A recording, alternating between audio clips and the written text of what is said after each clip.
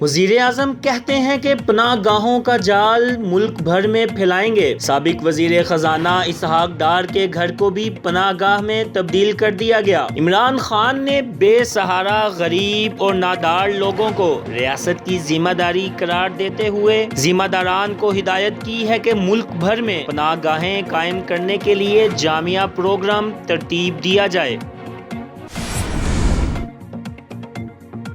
رانا ثناء اللہ کہتے ہیں کہ شہریار آفریدی اس شخص کو پیش کریں جس کے ذریعے وہ مجھ تک پہنچے۔ نون لیگی رہنما نے کہا کہ اتحادیوں کی بات چھوڑیں، 22 کروڑ عوام ان سے ناراض ہیں۔ سابق وزیر کا کہنا تھا کہ اتحادی جتنی جلدی ان کی کشتی سے چھلانگ لگا دیں محفوظ رہیں گے۔ حکومت نے عوام کی جیب پر 180 ارب کا ڈاکہ ڈالا ہے۔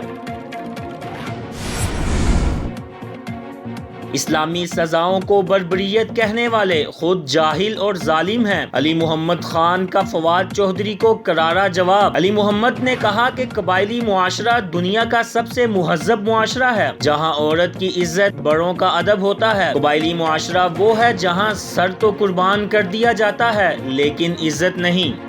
اگر آپ نے ابھی تک ہمارا چینل سبسکرائب نہیں کیا تو ابھی سبسکرائب کریں اور بیل آئیکن کو کلک کر کے ہماری لیٹسٹ ویڈیوز کے بارے میں اپڈیٹ جانیں۔